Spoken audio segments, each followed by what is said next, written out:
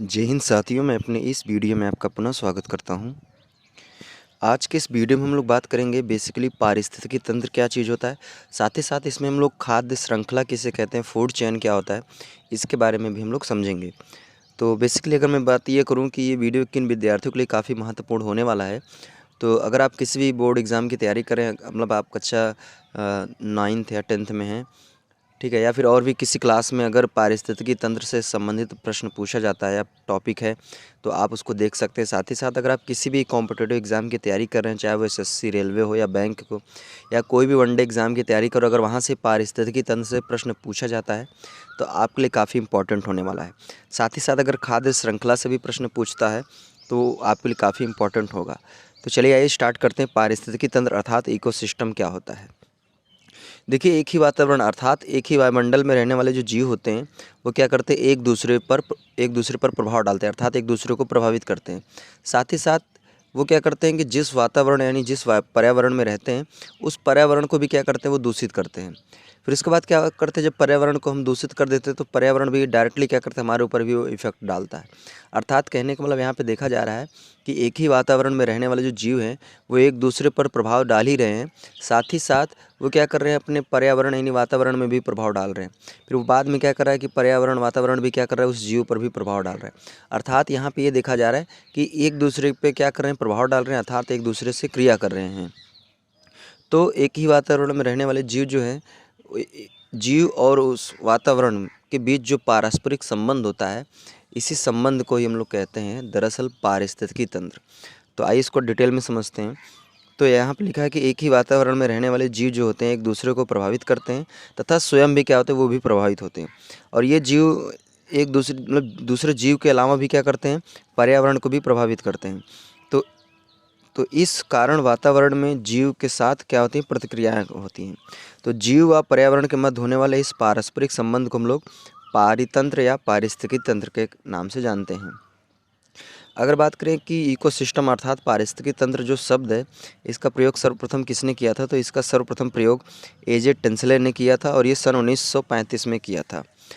आडम के अनुसार, आडम एक साइंटिस्ट थे, इन्होंने बताया था कि पारितंत्र अर्थात पारिस्थितिकी तंत्र जो होता है, वो पारिस्थितिकी की क्या है, मूल इकाई है, जिसके अंतर्गत जैविक समुदाय, अजैविक समुदाय, जिसके अंतर्गत जैविक समुदाय व अजैविक पर्यावरण दोनों एक दूसरे को प्रभावित करते हैं और यह जीवमंडल की संरचनात्मक एवं क्रियात्मक इकाई होती है। यानी जो पारिस्थितिकी तंत्र होता है, ये जीवमंडल का मतलब जहाँ पे जीव निवास करते हैं, उसे हम जीवमंडल कहते हैं। तो जीवमंडल की संरचनात्मक एवं क्रियात्मक इकाई है। साथ ही साथ ये जो पारिस्थितिकी तंत्र है, ये क्या है कि जैविक और अजैविक दोनों क्या करते हैं, पर्यावरण को प्रभावित करते हैं। अब आइए हम लोग बात करेंगे खाद्य श्रृंखला, जिसे फूड चैन कहते हैं।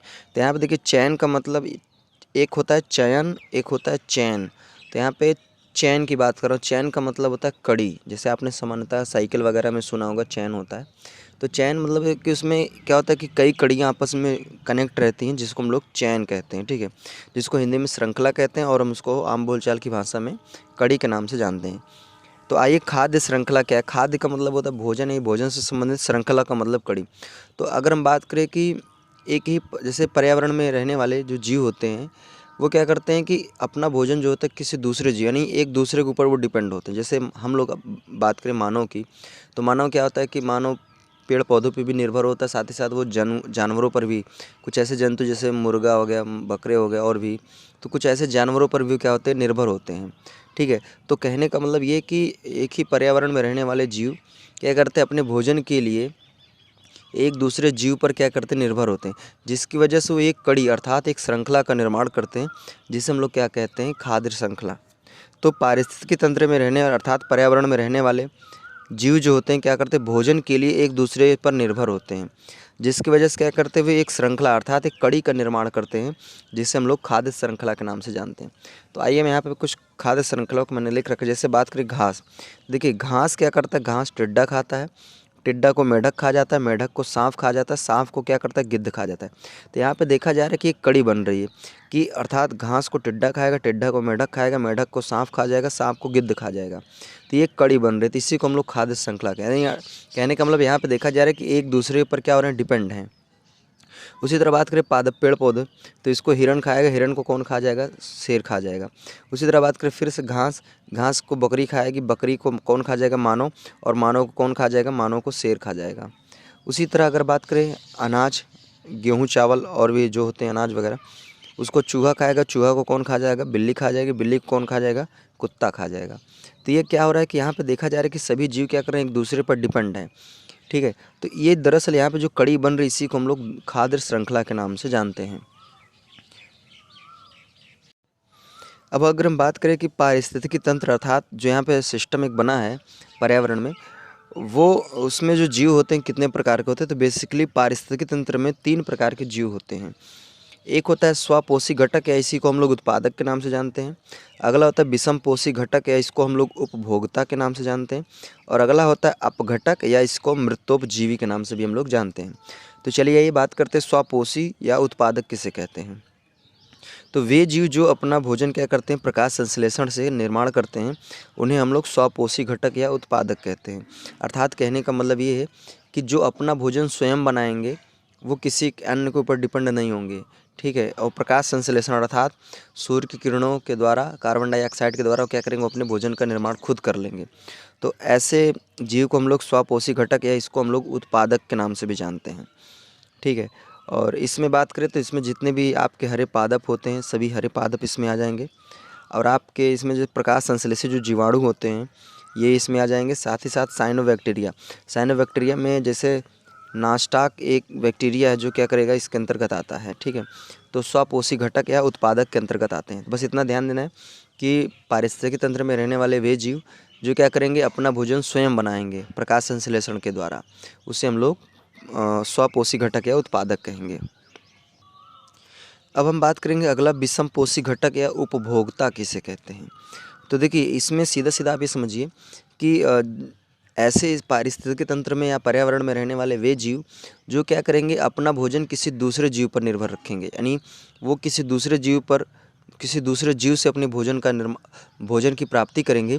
तो ऐसे जीव को हम लोग कहते हैं विषमपोषी घटक या उपभोक्ता कहते हैं। इसको बेसिकली हम लोग निम्न प्रकार में वर्गीकृत कर सकते हैं।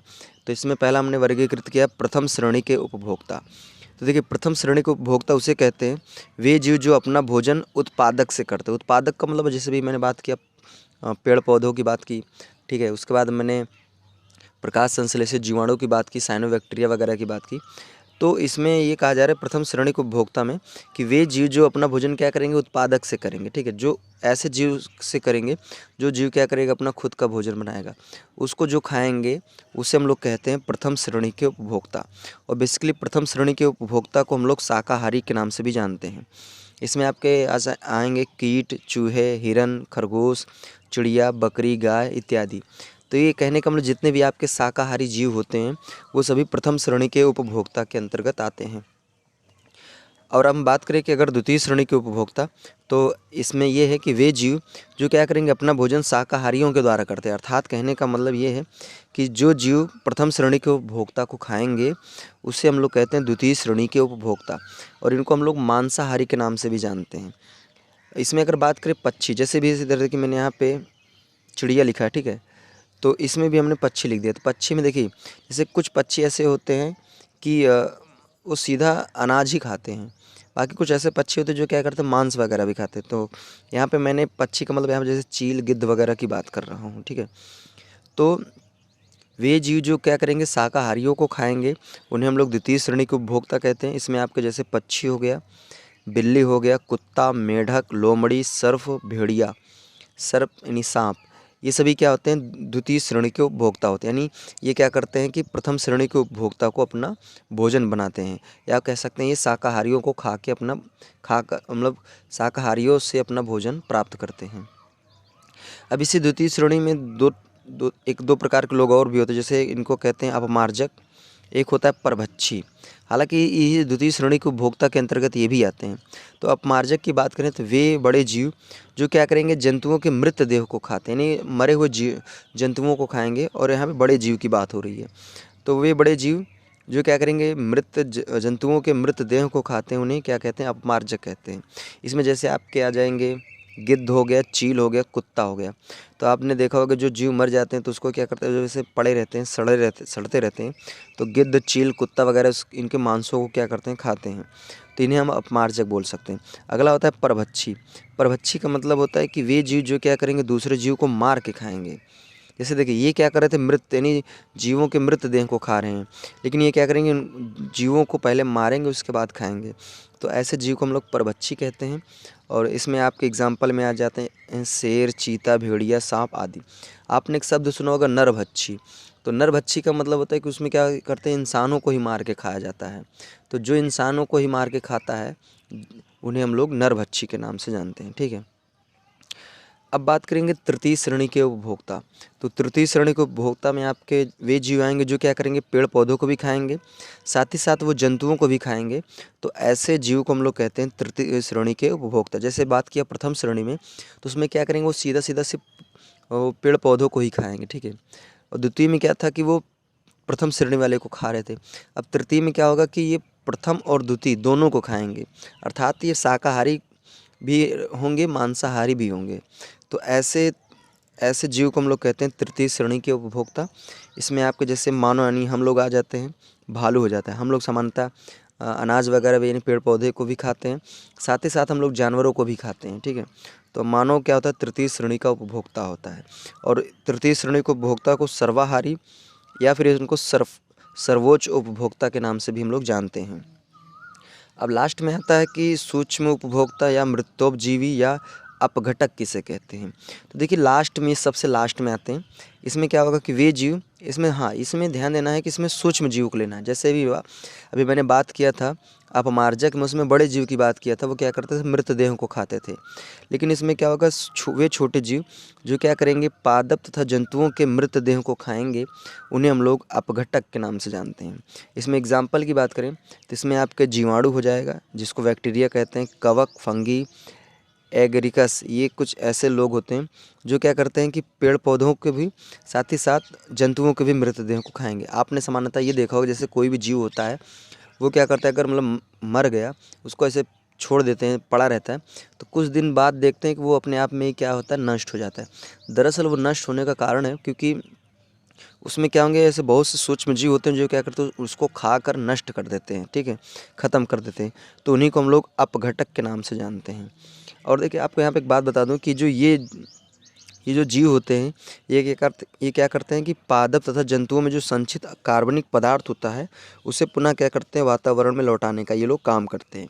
इसलिए हम लोग अपघटक को परिवर्तक के नाम से भी जानते हैं। होता क्या है कि जैसे मान लीजिए इसमें ये लोग जब मरे हुए जीव, जैसे पेड़ पौधा वो भी सड़ गया, मतलब मान लीजिए ख़त्म हो गया, काट के गिरा दिया गया, तो वो भी क्या होगा, धीरे धीरे आप देखते हैं वो भी नष्ट हो जाता है। दरअसल नष्ट होने का कारण है क्योंकि उसमें बैक्टीरिया वगैरह लग जाते हैं जो उसको क्या करते हैं, खा के ख़त्म कर देते हैं।